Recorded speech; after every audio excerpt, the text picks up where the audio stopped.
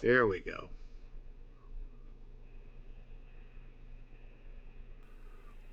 Well, actually, I am a little early tonight with the swap to the intro on the transition. So, welcome everybody. This is Captain Jack. I am doing the stream here, multi on both YouTube and Facebook. So hopefully everybody can hear me on Facebook and YouTube. But as far as any questions, if you got a question tonight for our guest, Mr. Jon Kingdon, I'm going to need you everybody to go over to YouTube, because once my spinning circle of death tells me I'm actually good to go, then I can get out of here and watch everybody's inputs on YouTube. So let me clear a bunch of these things in my on my panel, and we'll go from here, because I got a lot of things going on, so I'm sure it's slowing down the broadcast here. So apologies, 1 second here, and we'll go on. But again, what I'd like to do is welcome everybody over to YouTube as we interview Mr. Jon Kingdon, who is the co-author of the book that you see up in the on the screen, which is the Al Davis book, Al Davis Behind the Raider Shield. Thanks for joining me there, Jon. I'm trying to get rid of all the extra lines here, so I know when I got some questions coming on that I'll be able to go to you. How you doing there, Jon? And like I said, once I get the my YouTube to actually go, okay, good, it's live. I can actually see it now. So once I got that, once we see that there are questions, and like I said, once I get the well, there we go. That's my normal one screw up for the night. This is again interview with Jon Kingdon. Hopefully, I think that might be my microphone or my input that is making it not really pleasant. I turned it down a little bit. Jon, are you still there? Still here. I'm still listening. Okay, good. So I am streaming on YouTube, and I should also be streaming on Facebook. Let me see if that's happening. Yeah, it looks like it. Everybody is over there on Facebook. Again, if you want to ask questions for Jon, I'm going to be reading the questions off of YouTube primarily, and if I get a chance to see some questions on Facebook, I will get to them as well. But I got a lot of screens going on, and I want to make sure that I'm addressing them as I should.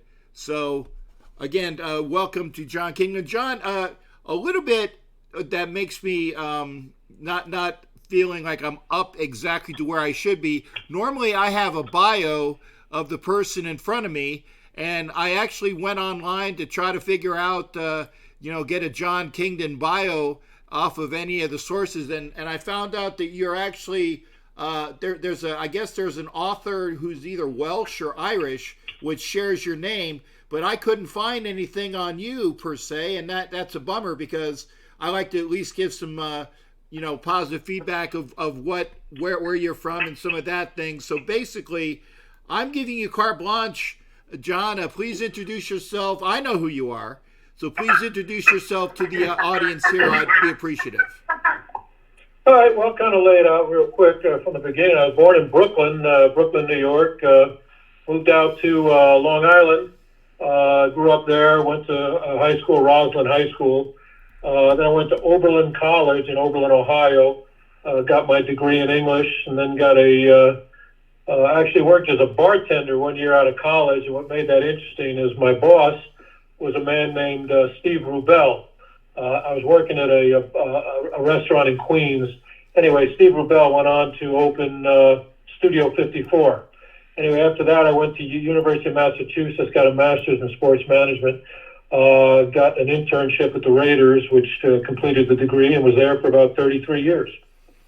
Well, that's a really a nice way to get an internship. I knew that, but I wanted to make sure everybody else did.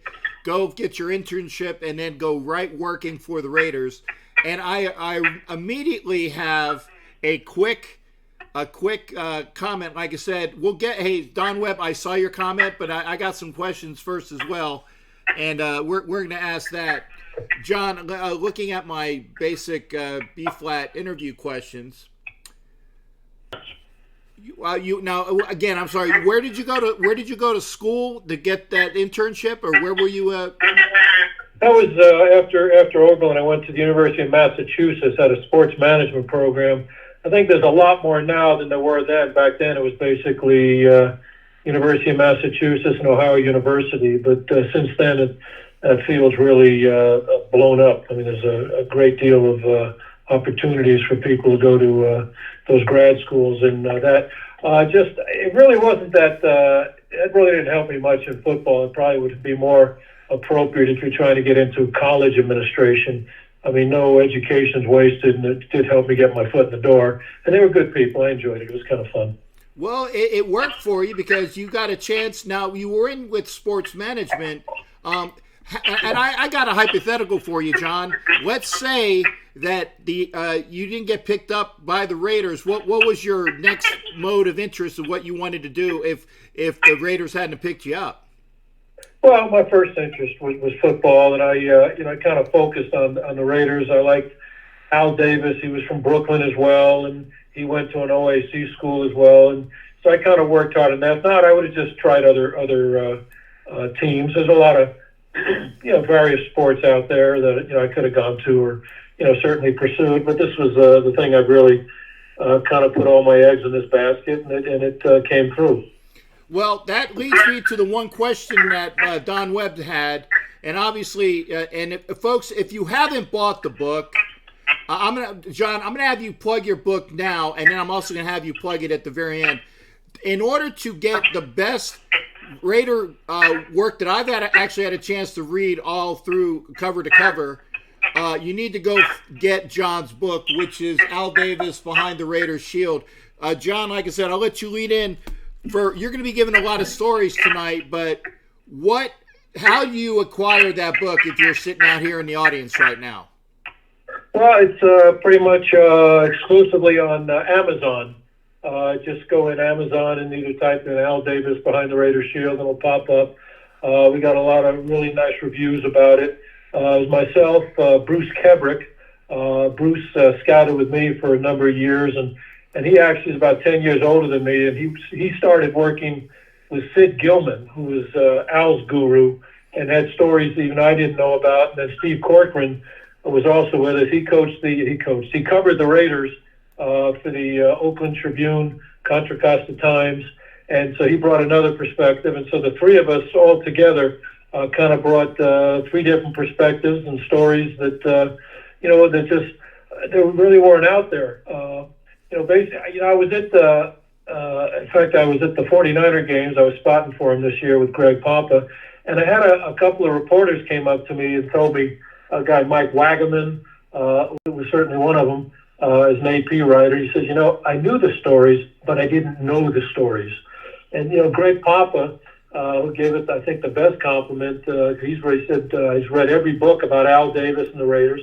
This was the best, most honest book that he's ever read about Al and the Raiders, and he called it a treasure. So, those are people that I really respected, and, just a lot of people have really gotten a lot of fun out of it. Again, you've heard the stories, but you didn't hear the stories is really where it's been the best compliment we've gotten from people, particularly those that are involved in football.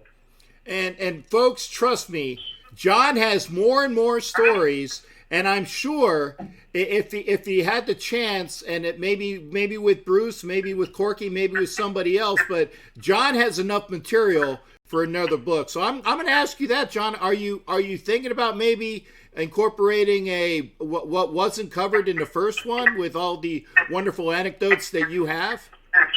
If we go paperback, let's say, if we ever reach that point, I think we could certainly add another chapter or two. I don't know about another book entirely, but I've had the great opportunity to hook up with the good captain every time he's come out to Oakland, and we've had breakfast together, we've had coffee together, and And I've told him a lot of stories. I said, this one isn't in the book, but I want to share it with you.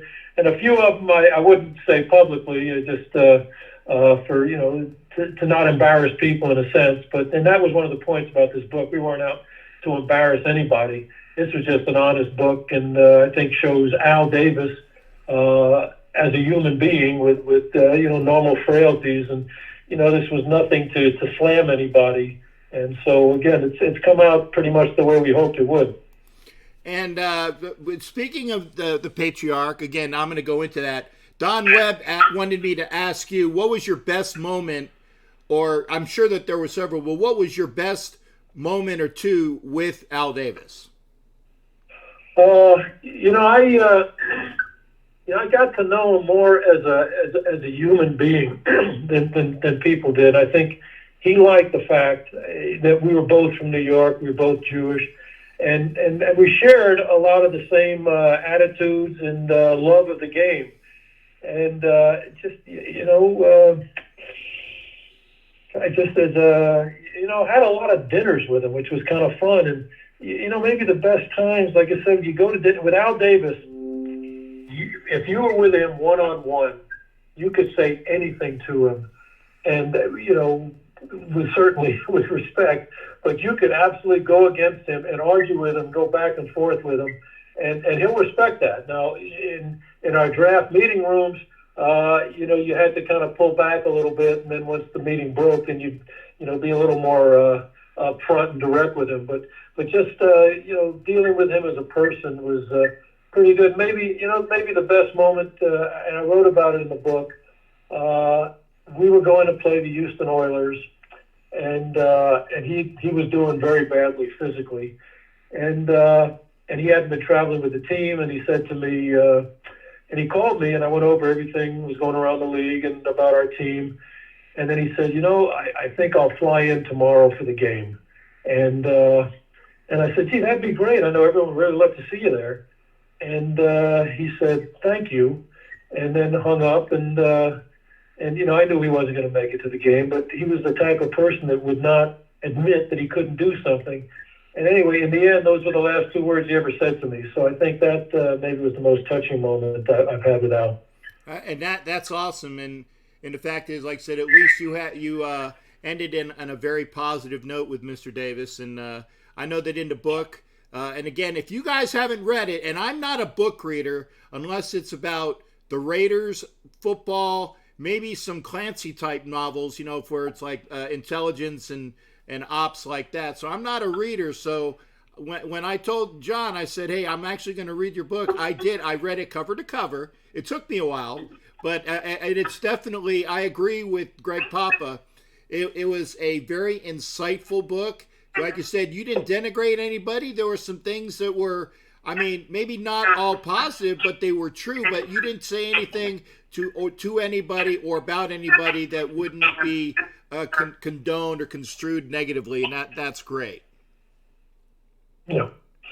And you have your autograph copy, if memory serves. I do, yes. In fact, let me see. I'm pulling it down so people can see.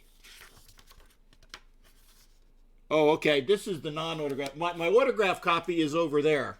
This is the second copy, and I still got to get a hold of Bruce because I need to have Bruce autograph this one. The other copy is over where I can't reach it, and if I get up, you guys will see that I am wearing clothes, but I don't have proper clothes on. But let's just say that from out of view screen. So. I do have my autograph copy, that's for sure. Yeah. Anyway, so if you make it to Phoenix, I know Bruce would. I think you talked with Bruce about possibly getting together. So Bruce lives in Phoenix, and I'm sure he'd love to sign the book as well for if you ever make it back there. Oh, I plan on it. If not, then I did get his address the one time before, so I just got to figure out what the hell. I got a lot of things. It's just sometimes I keep things so, what do you call it? So close hold that I don't want to lose them. That I don't lose them. I just don't know where the hell they are. There you go. Apparently, there's some problems with the audio, and I apologize, folks. I'm gonna see if this is better. Hold hopefully we can get rid of. Hello. Yeah, it Yeah. is. It is a mic problem, and I apologize, folks. I hope that you guys can at least hear John very well, and I'm going to put the speakers down a little bit, so maybe that might help. Hopefully that'll work.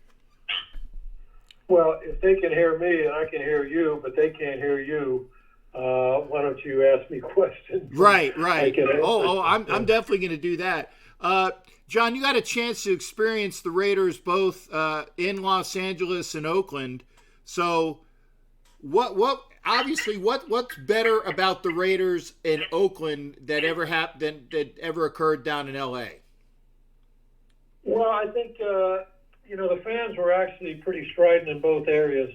I think the LA, you got the gangs involved a little bit too much, and it did get to be a little violent, which we had some issues in the stands. However, up in Oakland, I met like the guy with the uniform and the spikes out of his shoulder pads. Right, Wayne Mabry, the Violator. Yes. So I got the Violator. Thank you. I got to meet him. He couldn't have been nicer. He was a professional guy, and I think that was what it was. In Oakland, they were more. It was sort of let's just go have fun and be characters on Sunday, but the rest of the week, we're just going to be good guys and fans. But on the weekend, it came out of the woodwork. I think LA, it was a little more strident all week that way. Now, what's your view? I mean, I'm going to get to your present job a little bit later, but we're not going to jump there yet. But what are your views, or what have people told you about the Raiders' move to, now they are officially the Las Vegas Raiders? Here, I'll throw this up. I've been waiting to wear this hat, and I was going to do it for this one, but at least I figured I'll do that when I have my regular show. They are the Las Vegas Raiders as of about a week or so ago. But what's your thoughts behind that, as far as, I know there's positives and no there's negatives, but about the move in general? The thing I found interesting is when the team did move to Los Angeles initially, it was really, the town went nuts, and there was a lot of death threats, and Al Davis had a bodyguard with him, and it was some really serious and a lot of anger, and it went to court, and they were it just was just a very unhappy thing here. And again, I'm just reading the papers and listening to people on the talk shows and looking at the internet stuff, and everyone, Raiders forever, bing, bing, bing, and they seem to have taken it actually a lot better than I thought they would. Now, and maybe they understand that it is hard to turn down a move that's going to, increase the value of your franchise by over $1 billion. I think that's kind of hard to argue against. But again, from everything it sounds like, everyone around here, I shouldn't say everyone, but the majority seem to have accepted it, and talk about even going out there to catch a game or two. Yeah, I hope so. I know that it's going to be a very heavy transition because, like I said, a lot of the fan base is out there and they're used to going to Oakland, but there is so many other fans available. You've got the LA market fans, which are going to go to Vegas because it's only a quick ride away. You got the Oakland fans, which actually will come up there as well. So it'll work out. I know that there's some disgruntlement there, but I think it's going to work out for the best. Like you said, when Vegas opens up a multi-million-dollar stadium, you don't say no, especially when the politicians in Oakland screwed over the team for so long. And that's who I feel bad for, are the fans there that got screwed over, not by the Raider team, but by the politicians each time, and it's just unfortunate.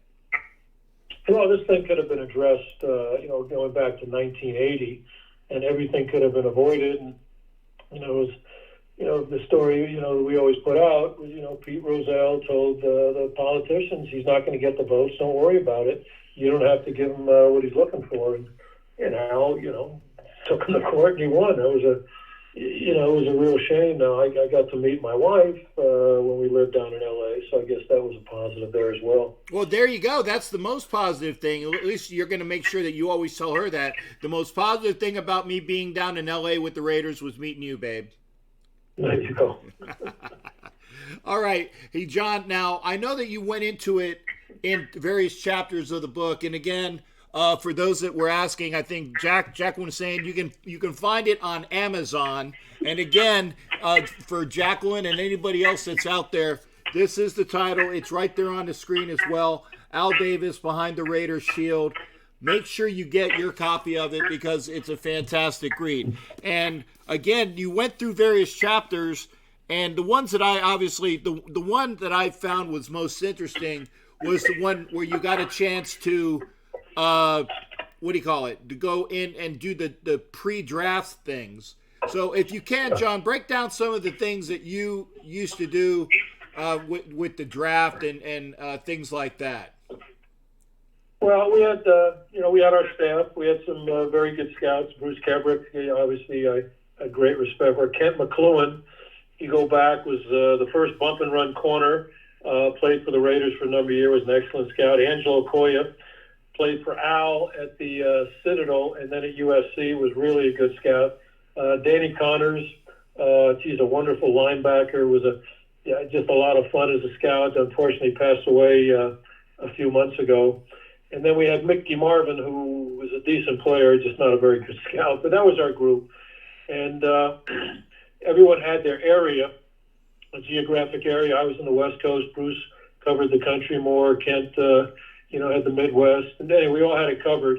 And then our scouts would come in December. We'd sort of put the draft together roughly. And then we'd go to the All-Star games, the bowl games, then the All-Star games, and then the pro timing days. And the scouts would come in, and we would meet just as the scouts for about 10 days.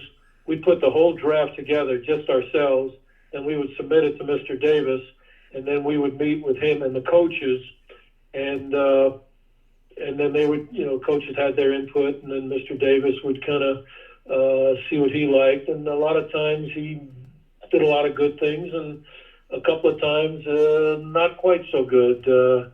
Insisting that we take Todd Marinovich over Brett Favre, where we had Brett Favre as the fifth best player in the whole draft, and we had Todd in the second. But he had a great feeling for Todd. His dad, Todd's father, Marv Marinovich, and we talked about him in the book. He had played for Al, and had trained Todd like that. But that one just didn't come off. But there's a lot of very positives, and it was kind of fun. It was a challenge to keep up with him because he was on top of things as much as anybody.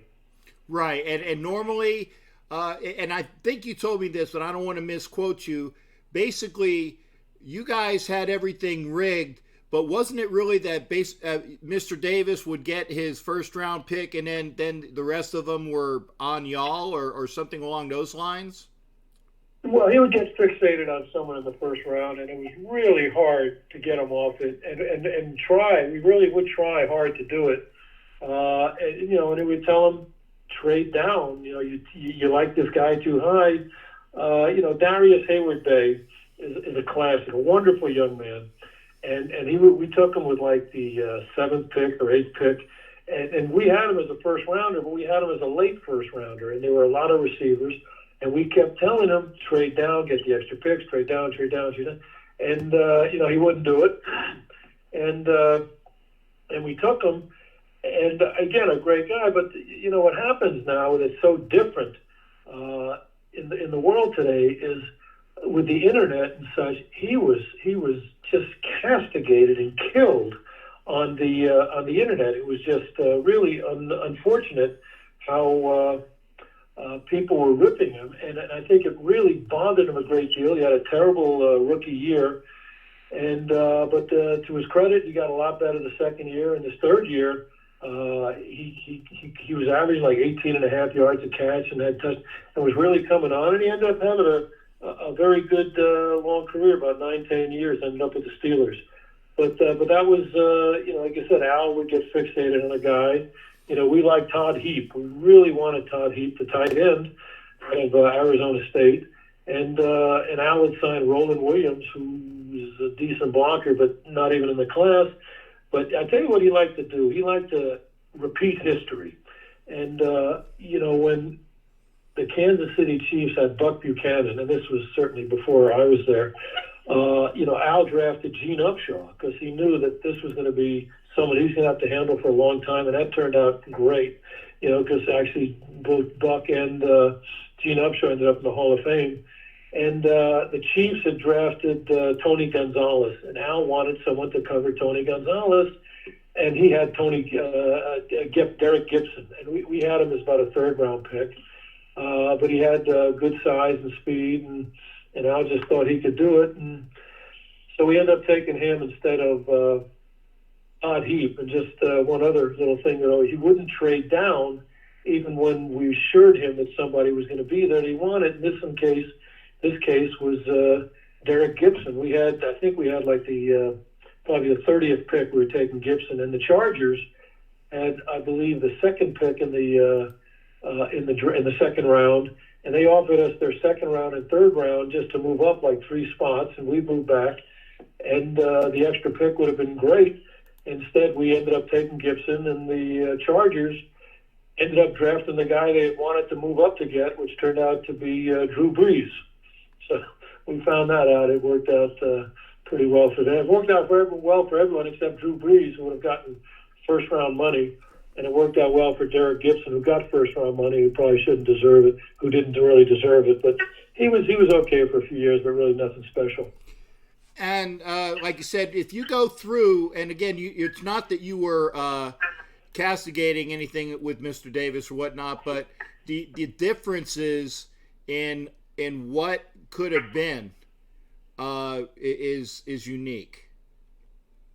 Yeah. Well, we look back, and sometimes you're right, sometimes you're wrong, and these were big picks that we made mistakes on. So I think people are interested in what the heck were you thinking? So that's what we explained it. Well, and again, if you haven't already gotten the book, please make sure you do.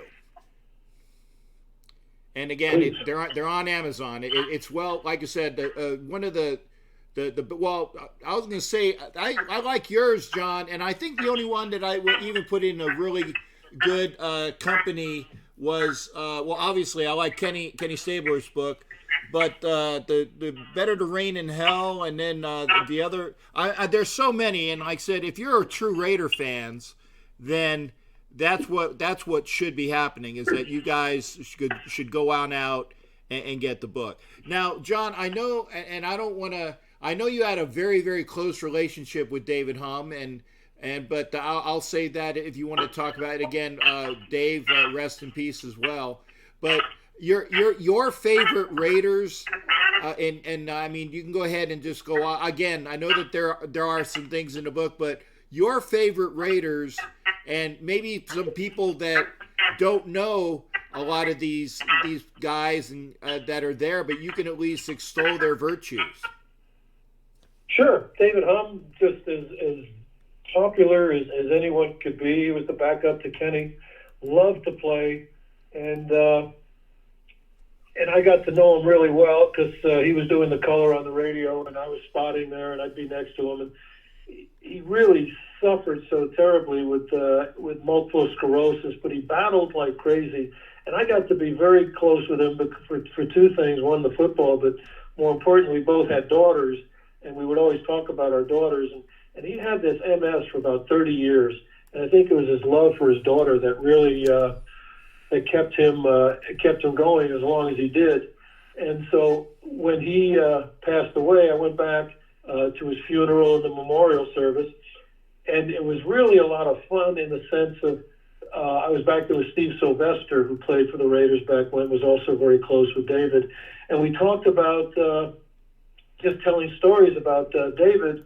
There was a game, and it was 1984. We played the Chicago Bears, and Jim Plunkett didn't dress for the game. Mark Wilson was the starter, and David was the backup. And we were coming off the Super Bowl, and the Bears were just about to become, the next year they were going to win the Super Bowl. But they were really tough with Buddy Ryan's defense, and and so we went in there, and they wanted to really establish how tough they were, and they were going to take us on because we had that reputation.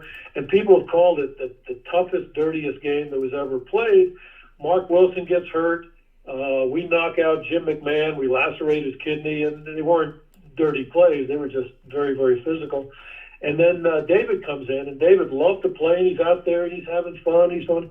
And he got hit high and low, and he was just demolished. And people talked about it.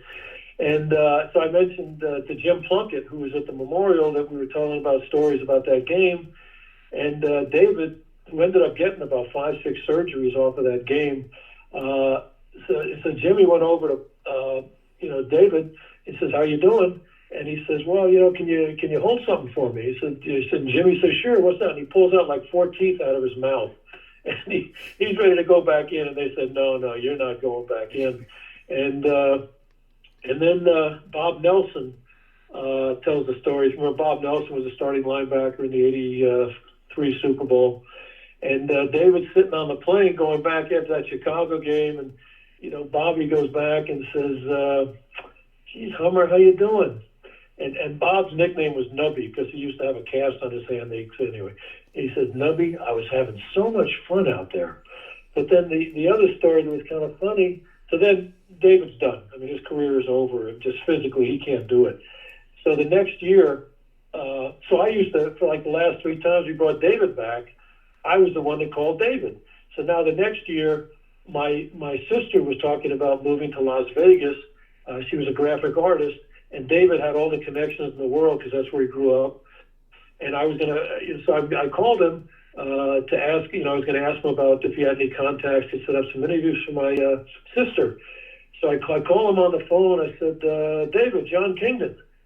And there's like total silence. I said, "David, are you there?" He goes, "Yes." He says, "Oh, well, my sister's coming to town. I was wondering if you could set up some interviews in graphic art." And he lets out this big sigh of relief. He says, "Thank God, I thought you were calling me to come back. I just couldn't do it. But I couldn't tell Mr. Davis no." So anyway, that was David. He was just such a special guy, and popular among everybody. But there were so many good guys. Ted Hendricks, I love Ted Hendricks.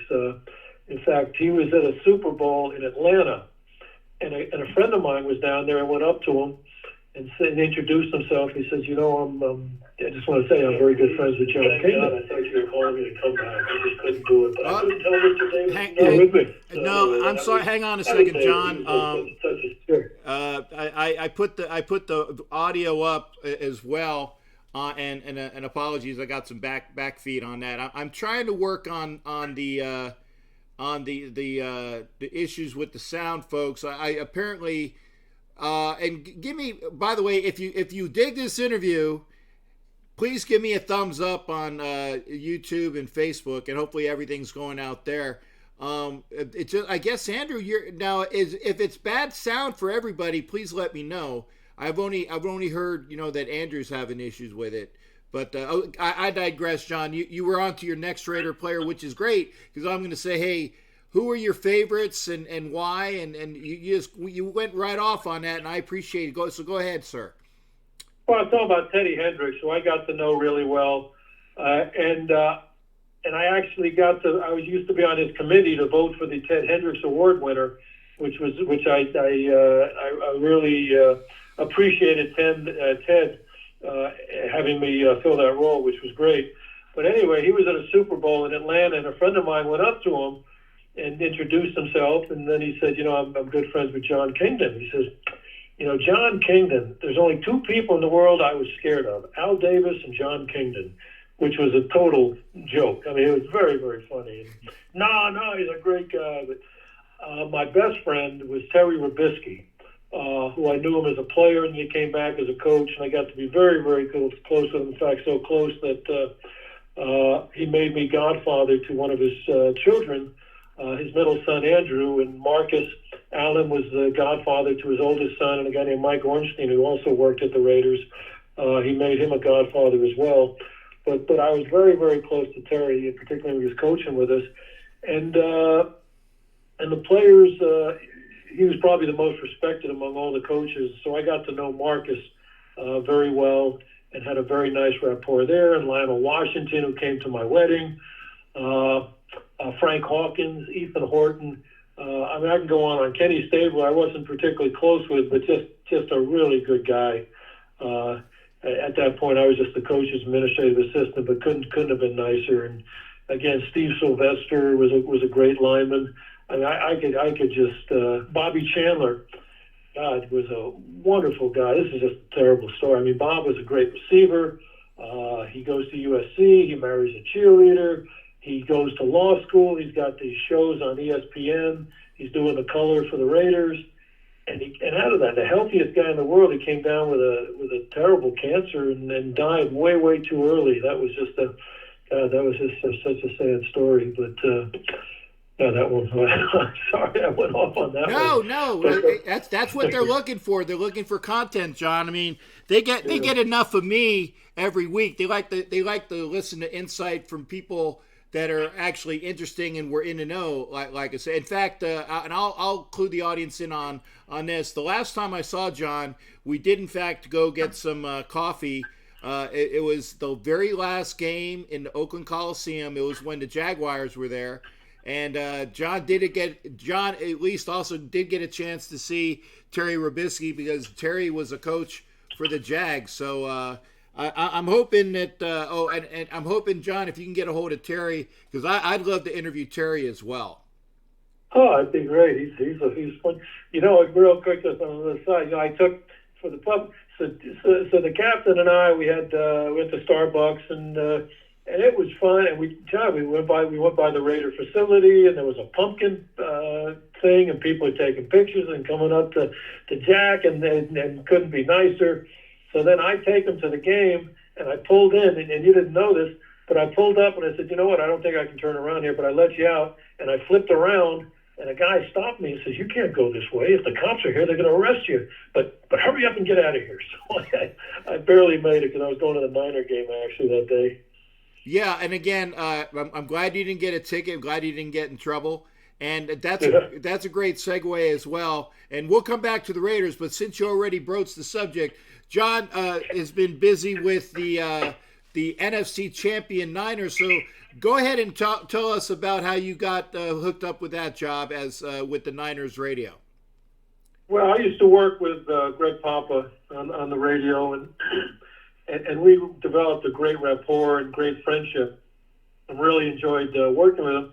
And then, you know, it's just ridiculous when they let him go here. And, you know, he had said some things on the radio show that Mark Davis didn't particularly enjoy. But, you know, Mark, I think, cut off his nose to spite his face and got rid of Greg. And then Greg got the play-by-play job with the Niners this year. Which you couldn't pick a better year to start off with a team. And I congratulated him. He says, hey, I'd like you to come back and help me out with the broadcast. And so I became a spotter for him for all the home games. And he was great. And Tim Ryan, who did the color, was really, really good too. So I really enjoyed working with both of them. In fact, you know, I used to ask Greg a lot of notes about things I'd seen, you know, during the play that maybe he didn't see. And working with him and Tim Ryan, Tim saw everything. He studied it and is just a fabulous commentator. And half the times I was writing something down for Greg, Tim Ryan would just say it before I even finished writing it. So it was a great year to work with these guys, and it was kind of fun to be. It was kind of ironic to be working. I wasn't employed by the Niners. I was more with the radio station, but still, it was kind of fun to get up there and to be following a team and then actually rooting for the team that is going to the Super Bowl. And I got to see a lot of people that I hadn't seen in a while, particularly a number of the press people. Sam Farmer from the LA Times was great, and Bruce McGowan is a radio guy. I got to see. It was just good to kind of get back into the games a little bit that way. Now, I wanted to say, obviously, you got a vested and a rooting interest in the Super Bowl up on Sunday. What's your analysis of what do you think will happen, and will San Francisco get that ring and take it away from those hated Chiefs? I think the thing they've got going is actually there's so many things that are similar. I think both of the coaches are excellent, and they really are. I think Kyle Shanahan. Last year when the Rams went, the coach, well, I just wasn't ready, and I couldn't believe he was saying that. Shanahan, has been to the Super Bowls, as a kid with his dad, and then he went through the whole experience. It was with Atlanta, when they were up 28-3 in that Blues. I think he's really learned. I think they both teams have great staffs. I think I think the things that the 49ers can do. I think they're not quite as one-dimensional as the Chiefs are. I mean, the Chiefs, Mahomes is just unbelievable. But if they can kind of knock him off his game a little bit, they don't really have the running game to kind of fall back on. Whereas the Niners, have shown this great running game. They have great design, and I think Garoppolo has shown that if he needs to be the man, he can be the man.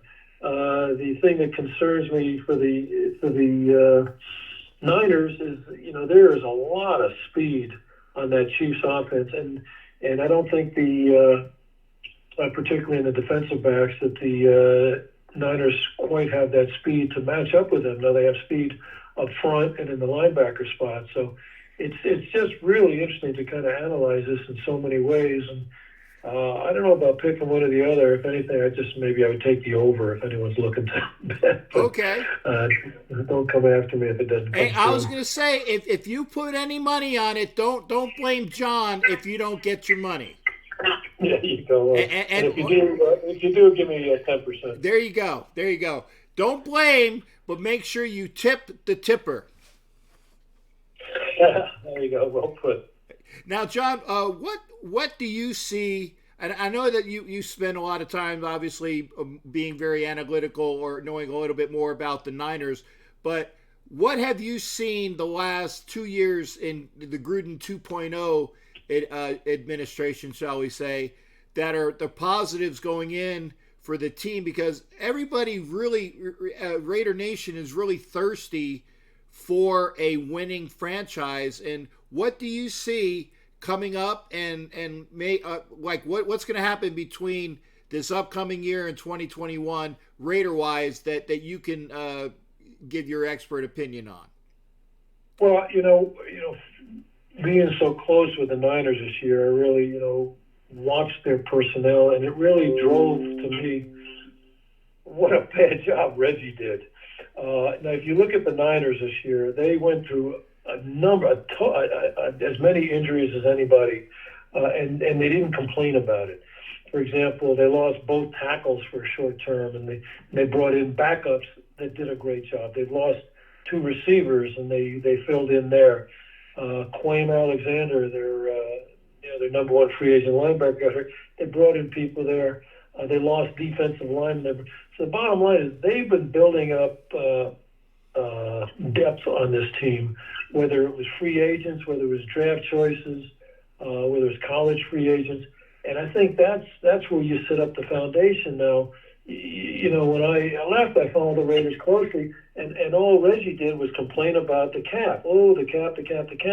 Well, what he did was he signed a bunch of veteran free agents to one-year contracts, and then in the end they were gone and basically got nothing for the team for the first few years. And I think it set the team back at least a couple of years. Now, I think what Mayock is doing, you got a guy that's right on the same page. Now, the story that I had heard, and it was a pretty good source, was, that Mark Davis really wanted Jon Gruden initially, right after he hired Reggie. And John says, I'm not working with Reggie. Are you kidding me? And so he didn't. And then when they really, he contacted John again and got away with that Rooney Rule. But basically he told John, you'll be running things when you get here. And, and then that's pretty much what happens. You see, Reggie was gone pretty soon after that. And then who was it? Greg Papa made a great observation where he said that, John's got all the energy. It was never going to work because John's got all the energy in the world, and it takes Reggie 10 minutes to get out of his chair. So I think what they've done now is they've really got it turned around. They're doing a great job in personnel. They're really focused. They did a good job with the draft. It looks like the kid Abrams got hurt early. I think really set him back on defense this year. So it's sort of like getting another first round pick with him coming back next year, and he'll be that much more comfortable in the system. So I'm a big fan of John's, and he's running the show, and I think it looks like he's allowing Mayock to run the personnel department. Because as much respect as I have for John as a coach, he's not a personnel guy. I mean, he loves personnel, he loves studying it, but I don't think he gets the big picture that a personnel guy has to do. And I think he has. It looks like he has, as much respect for Mayock, as he needs to have, and he's letting Mayock and the personnel people there kind of put it together. So I'm optimistic. I'd be optimistic for them. I think, I think they're getting rid of guys that aren't making it and that aren't helping them, and not wasting time, not throwing good money after bad. In that sense, and if a guy can't play, then let's just move on and get someone in that can, and they're bringing in a lot of young guys and letting them develop. So I'm walking away, but I'm feeling pretty darn positive about the way they're putting the team together, and that's pretty much how I see it. Okay, well, the positive intake for folks that are watching that are Raider fans is obviously we are ascending. We are not descending. And again, I feel strongly, like as I said last year, I picked the Raiders at 7-9, and I was spot on. Although the Raiders technically were 9-7 this year, if you minimum, if the officials hadn't screwed up the Jacksonville game and then the last game in Denver. So the only advantage of that is that our draft pick was higher and that we got an easier schedule than the second. Or Denver, because Denver was second place, so we got a third place schedule. So those are the positives.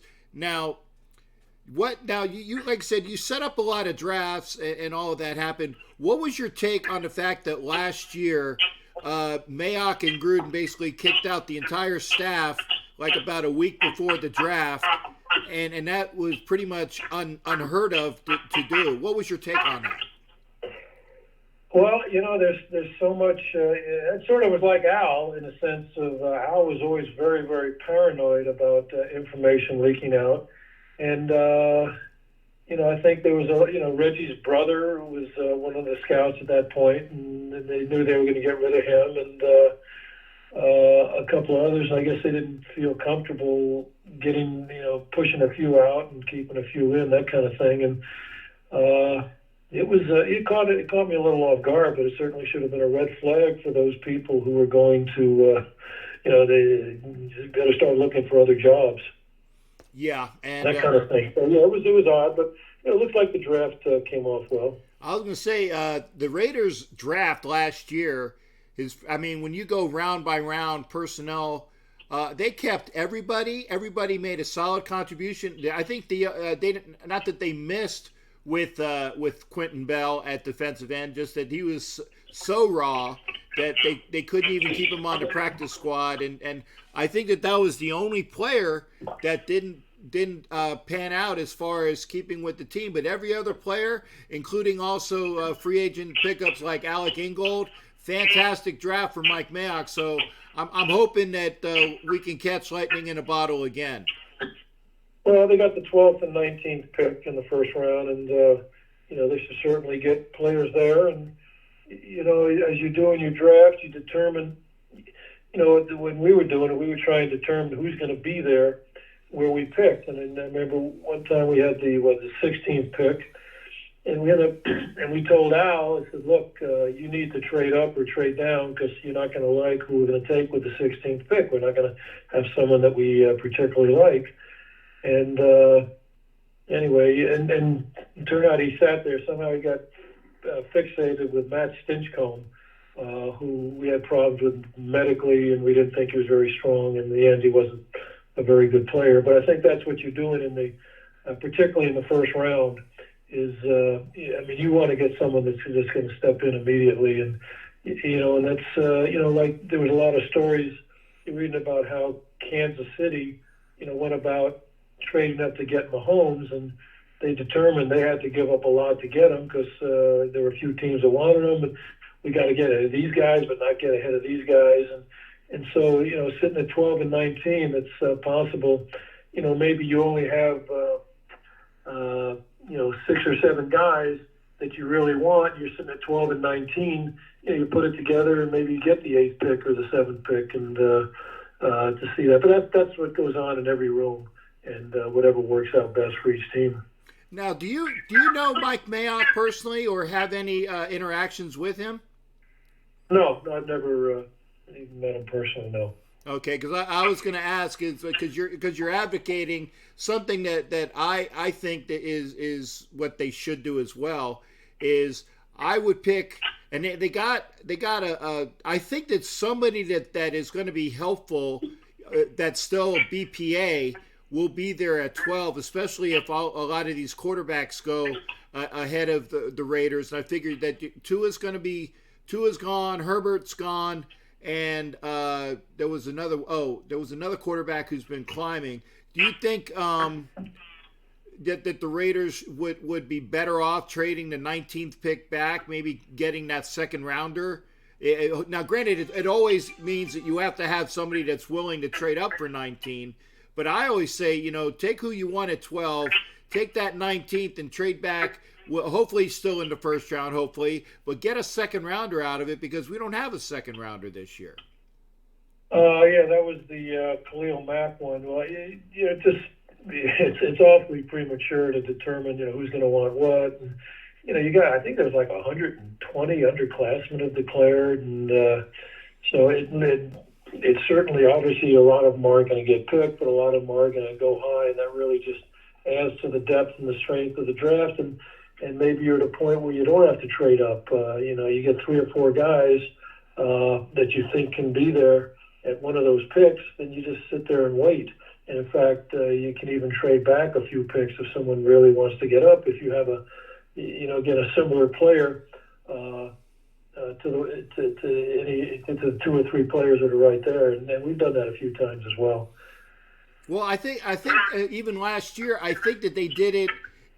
With the second round where they traded back at least twice, and they ended up getting Trayvon Mullen and some additional picks. So I think obviously Mayock is a lot different working the draft than, say, obviously Reggie.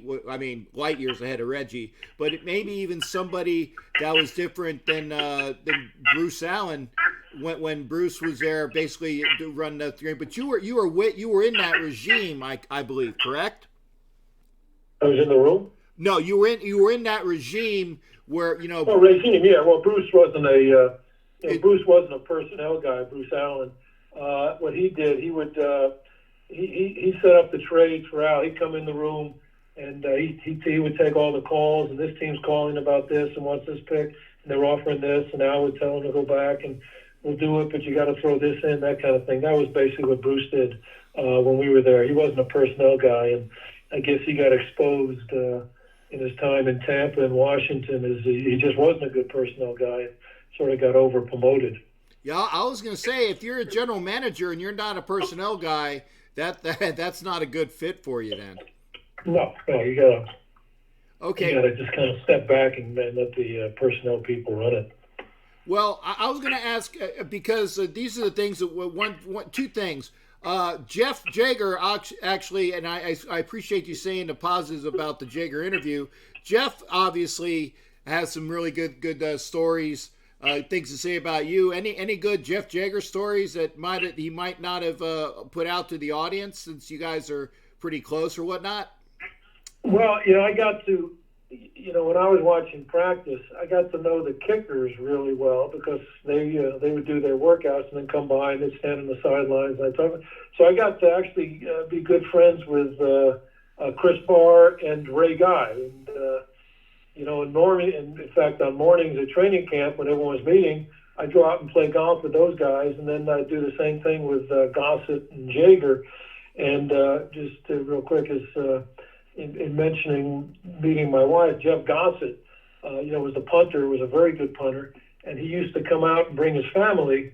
And then he had his daughters. He had two daughters and a son, and they were just starting to be old enough to go to school, so they didn't want to pull them out of school. And I had just bought a house in Manhattan Beach, and I had an extra room, and Jeff asked if he could rent that room, and I said I was welcome to have him.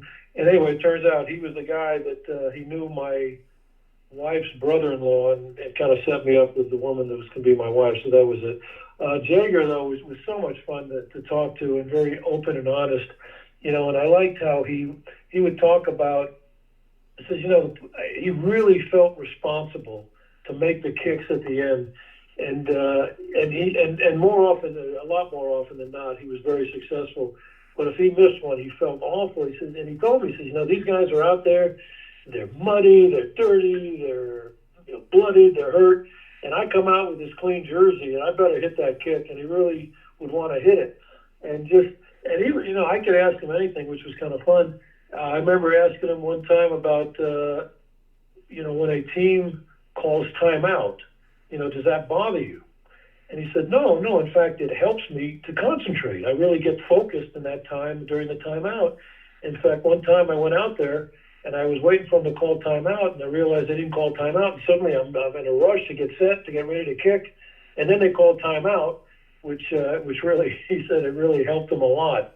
So that was, like I said, we were good friends. When I took my daughter up to college, she, as a freshman, she went to the University of Puget Sound up in Tacoma, and Jeff lived about a half hour away, and we got together, and it was just good to see him. He's doing very well in real estate up there. So if anyone is in Tacoma, in that area, I think it's Mukilteo even, check out Jeff Jaeger Real Estate. I know you'd appreciate that, but just a fun guy and very unpretentious. And then, getting back to, we had that whole, if you remember Cole Ford. Oh, yeah. Jeff had gotten hurt, and we brought in a guy named Cole Ford, and he actually made a fair number of kicks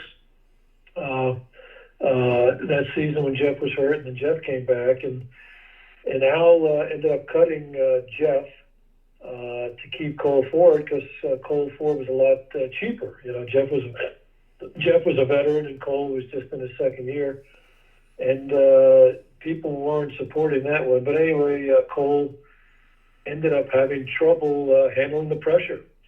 He had a lot of issues, and in fact, I remember he missed an 18-yard field goal to beat the Tampa Bay Buccaneers, and then we ended up signing Michael Usted, who ended up beating us in that game, and he wasn't very good. And then we finally got Joe Nedney, who was pretty good. That when Sebastian came up, that's when we took him. But Jeff, Jaeger went. Jaeger went to the Bears, and so we were playing them, and we're doing pretty well. And then we made some mistakes, and it came down to winning or losing on Jeff's field goal. And I really admitted I had sort of mixed emotions, not that it was going to affect the results either way, and I certainly kept to myself. But I liked Jeff enough that as bad as I felt about losing the game, I was happy for Jeff. And so we stayed in contact, which is great. And I also stayed in contact with Jeff Gossett. He was selling scoreboards down in Texas. And I saw Chris Barr at David Humm's memorial. He's always great. And I didn't see Ray Guy, but I remember emailing him, congratulating him on the Hall of Fame. And he sent me a nice note back. And so, there's just we're so many people that I really enjoyed. Sean Jones was a good guy. I got to work. Jackie Slater, who coached with us, I thought was a wonderful man. There's so many. I mean, I can go on and on. Just great. A few I didn't like. Let's leave them. It was very minimal. The number of people I didn't like, but overall, these were really good guys. I was actually going to ask you that, because I know that you get along pretty much with everybody. But were there people that you didn't get along with? And you answered my question, John, which is good. Now I wanted to say, now what do you do in the off season Your off season's already started because again, you don't have to do any spotting at the Super Bowl. But what do you do in the off season to relax, or just give us some insight into Jon Kingdon, the semi? I don't want to say semi-retired because you're not semi-retired, but the not quite as busy football man when it's not football season. Well, just to keep, I have a special needs son. It's kind of added a lot of work for myself and my wife, and we drive him to Santa Cruz every day, back and forth, and it's a pretty good jaunt. But there's a very special school called the Bay School, if anyone's looking there. But then we have a local newspaper here called the La Marinda Weekly, and they were looking for a sports writer, and I was the sports editor in college. And so it was something to do, and I covered the 3 high schools and St. Mary's College. And it's been a lot of fun. St. Mary's has a great basketball team, made it to the NCAAs last year. And then these 3 high schools have a lot of talented people, both academically and athletically. And so I cover the teams, and I write profiles on kids. And just an example, I wrote about a guy, there was a kid named Drew Anderson that went to a local high school here, Miramani High School, and he was a big athletic quarterback. He walked down to San Diego State, and then went to Diablo Valley College, and then went to the University of Buffalo, and then went to Murray State, and he ended up on the practice squad with the Cardinals, and they activated him the last game of the year, and I got to write about him. It was kind of fun. And then there was a pitcher for they went to a different high school, Camp Lindo High School, named James Marvel. He went to, it was going to be recruited, it was going to be drafted, but he said, don't draft me, I'm going to college. And he went to Duke, and eventually got drafted by the Pirates, and worked his way up through all the system, and got activated this year, brought up to the majors, and did a story on him. And so that's been kind of fun to kind of keep busy that way. And so myself, my wife, my son, and I have a daughter the one who graduated Puget Sound. She's working at the Nashville Zoo. She got her degree in biology and liked animals, and so we keep up with her and have a lot of fun. So keep them busy and reading the papers and getting all the news clips, and I try and stay on top of it as best I can. Well, John, I tell you what, obviously with the Raiders not being in Oakland anymore, I'll have to try to devise a reason to get out there. And if I do, if the Niners need an assistant spotter to Jon Kingdon, I'll be able to go there on a weekend where the Raiders aren't playing, or if they got like a Saturday, Thursday game or something like that. I'll be more than happy to do that for them, or be your, I'll come in with my leather jacket and say I'm John's bodyguard, so don't mess with him. Well, the ideal would be if the Raiders play the Niners, I could pick you up and drive you in there with my little parking pass, and you'd have a lot of fun there. These fans they had very good fans and very cordial. They were very nice to the visiting fans as well. I'm trying to think. It might be. I'm trying to think when we played. Okay, we played the NFC West when it was last year. Well, okay, 18. So I think it'll be 4 years, 18, 19, 20.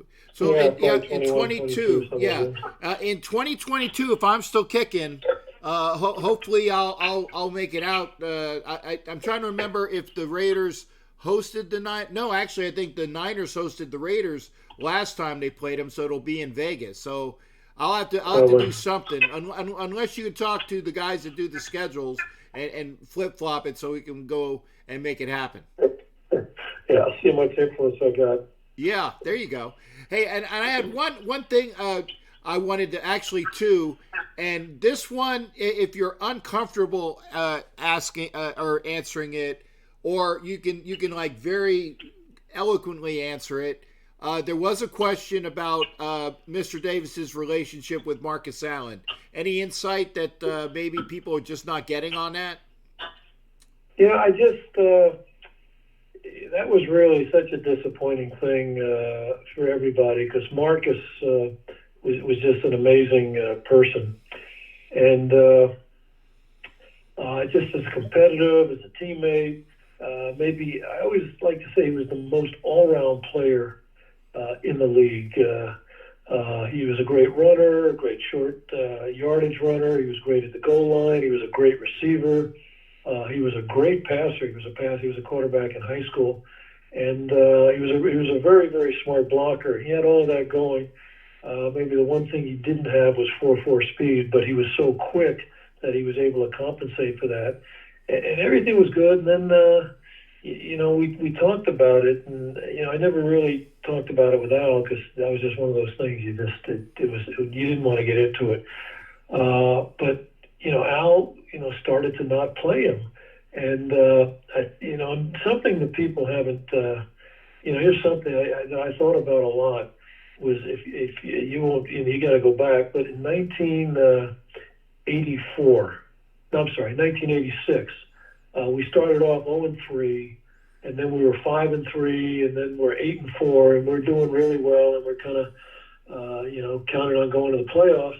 So we're playing the Eagles at home down in Los Angeles, and it's an overtime game, and we're feeling that, we're in their territory. We got to just get it, we run it one more time, kick the field goal, and they gave it to Marcus, and Marcus just the ball popped out of his hand for some reason, and an Eagle guy caught it in midair and took it back to the 1 yard line, and then Randall Cunningham scored, and then we lost the next 3 games in a row, and I think that Al used that as sort of an excuse to kind of let's try and move on from Marcus, even though he kept him on the roster, and he was playing Vance Mueller instead of Marcus, and finally Marcus got so frustrated that he went on.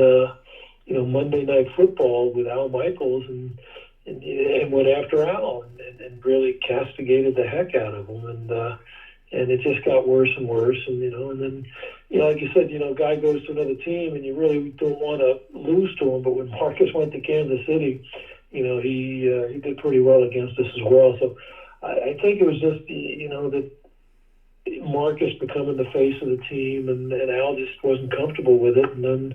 When Marcus went public, being very critical of Al, that was just the end of it. From there, it was really unfortunate all the way around.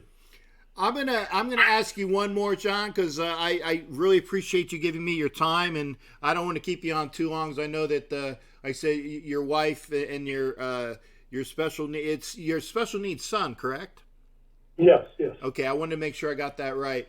Now, did you see, or let me predicate this, with the article that was put out on one of the, I can't remember which organization, but it was the guy that ran the analytics about how the Raiders get screwed over via penalty and things like that. And, what is your view on why the Raiders, per se, always get the short end? I mean, because now that you're working for the Niners in radio, and you've seen it firsthand, why did the NFL continue even after the death of Mr. Davis screw over this team? I read that. I thought it was just going to be some one-sided thing. I think they really broke it down awfully well, I really couldn't. I hate to say. I mean, that was really people.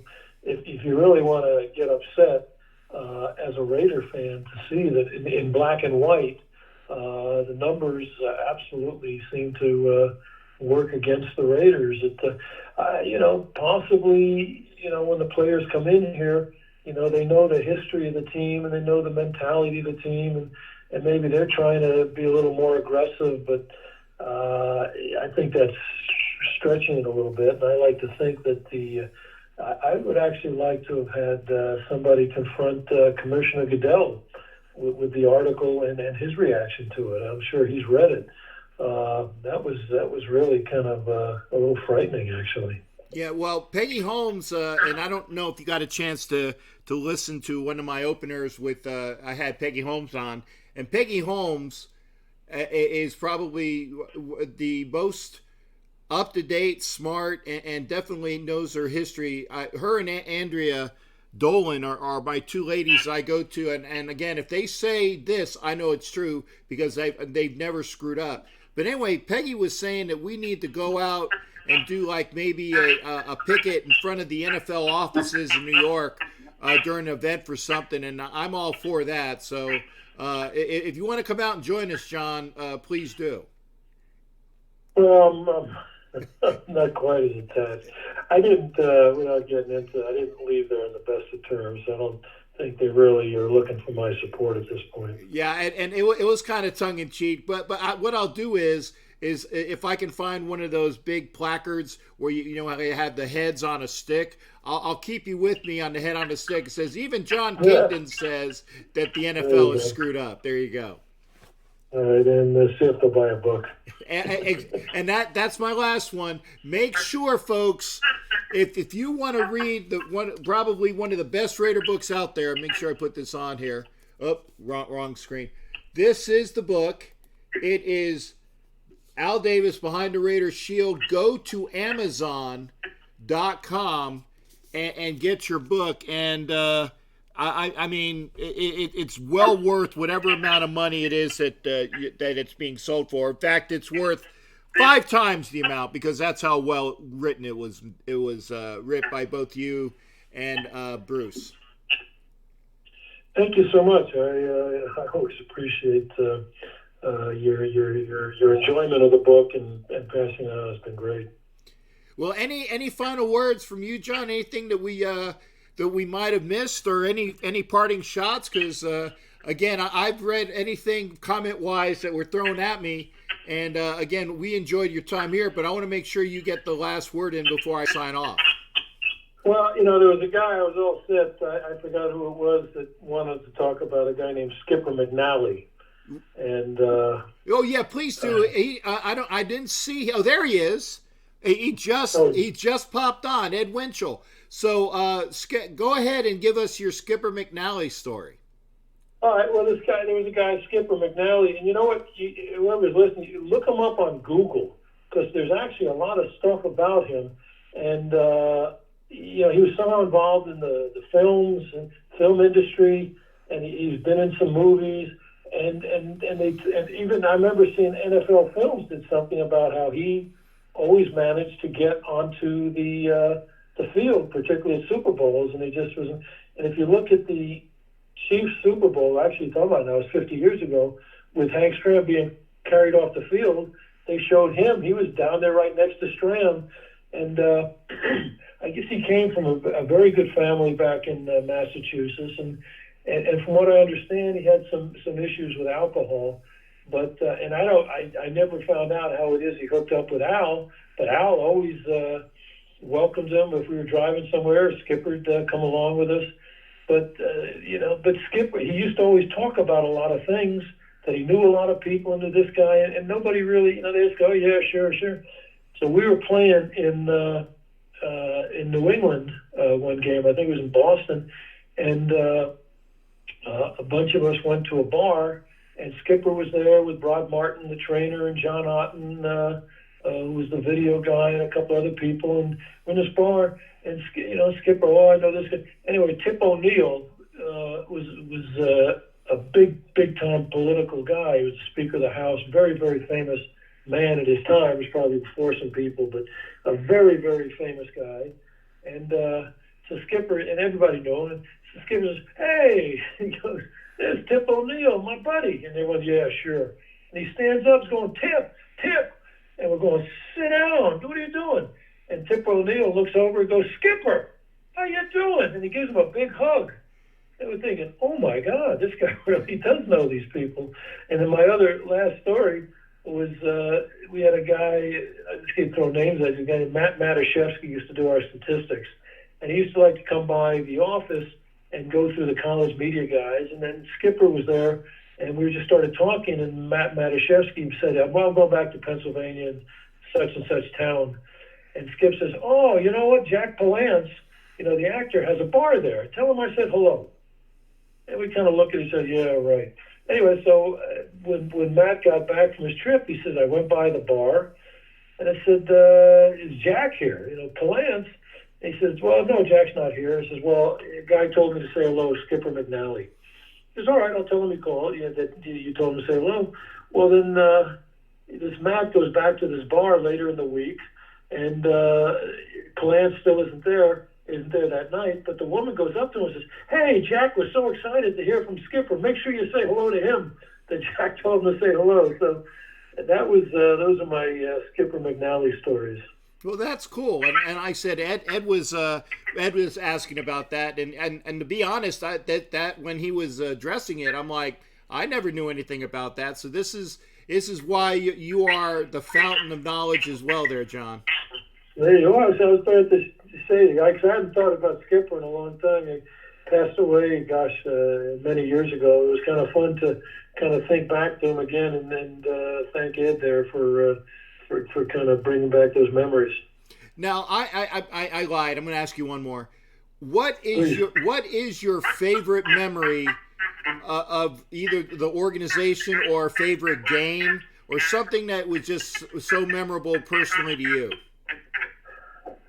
Well, the games, obviously the Super Bowls were great, but I remember when Hugh Jackson became the head coach. We were at the Combine, and the coaches and scouts were in the room, and he went on the room and said, what's been your favorite game of all time? And Steve Wisniewski was coaching, and he and I, we picked out the same game, and it was the Millennial game in the year 2000. It was the first game of the Millennial. And ironically, I saw it on YouTube, had the entire game on it. It was we're playing the Chiefs. It's John Gruden's second year. We're 7-8, and it's really cold, and, we're not in the playoffs. And the Chiefs, we hadn't won there in like 9 straight years, something like that. And the Chiefs jump out, we punt. And in fact, you can watch this on YouTube. It was one night I just stayed up. I watched it for like 2 hours. It was great without commercials too. We punt, and they return the punt for a touchdown. And then Rich Gannon throws an interception for a touchdown. And then the Chiefs get the ball, and they haven't even touched the ball. It's 14-0. And then their first drive, they get a field goal. And it's like, oh God, we're gonna get killed here. And then a guy for us blocked a punt, and Kenny Shedd picked it up. We scored a touchdown. It was 17-7. And then we had Napoleon Kaufman, Tyrone Wheatley, Timmy Brown, and we got to be we had better receivers after that. But these guys started playing as hard as they could play. And suddenly it was 17-14. Now we're up 21-17. Then they were up 24-21. Then we're up 28-24 at the half. And it's going back and forth. And at the very end of the game, let's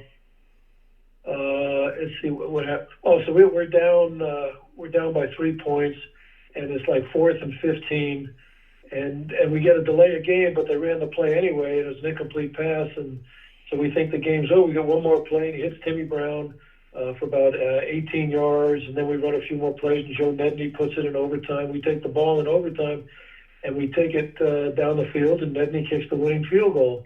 And we knocked the Chiefs out of the playoffs, which was really satisfying. And I remembered Greg Biekert and Wisniewski in the locker room, and Marty Schottenheimer used to always rip us.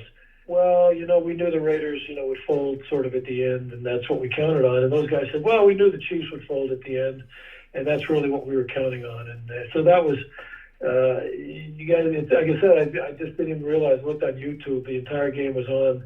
So it would have been the 99 season, the last game of the year, and it was on it. It was just, I still think about that game. That was just so, and so in fact, the next day I called John Dorsey, who just got fired by Cleveland, and he was the personnel guy in Seattle, and because we beat the Chiefs, they got in the playoffs. So I called him up and I said, hey, Dors, I just wanted to talk to someone that really appreciated us winning, and he really got a kick out of it too, so. That was just the most fun game, I think, non-Super Bowl win that we had. Well, that's awesome, and I remember that one because they see in the locker room, and I can't remember which Raider player, but they had it out like from NFL films, like basically, if we ain't going to the playoffs, you ain't going to the playoffs either.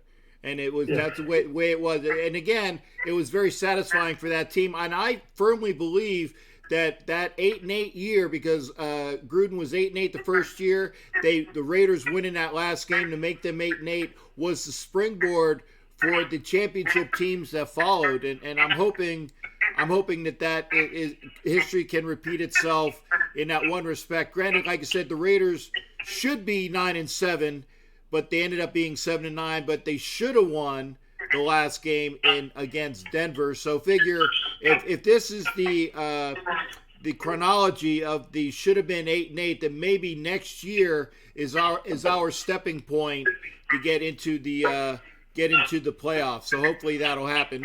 What do you think, John? The Raiders good for a playoff in 2020? Yeah, I think they got everything pointed in the right direction. They could be. Look, the Niners. They had the first pick in the draft. The coach coached the Senior Bowl, so they could turn it around like that. You certainly can. Just real quick, getting back to that Chiefs game, I forgot. Al always said it wasn't public with the public, but he used to say to people, if Gruden didn't win that game, I was going to fire him, which was crazy. And then if you really watch that game, it's well worth looking at. Tyrone Wheatley makes the most unbelievable run, breaking like 5 or 6 tackles and carrying 3 guys into the end zone. It just was an amazing run, and I think people really get a kick out of it. Kaufman was still playing and made some great plays as well. And Rich, was just wonderful. So there you go. I always remember that game as well because, like I said, knowing that was the springboard, I think that was what was needed, and I think that hopefully history can repeat itself in that respect. There you go. Yeah, from your mouth to God's ears. I hope so, man. For sure.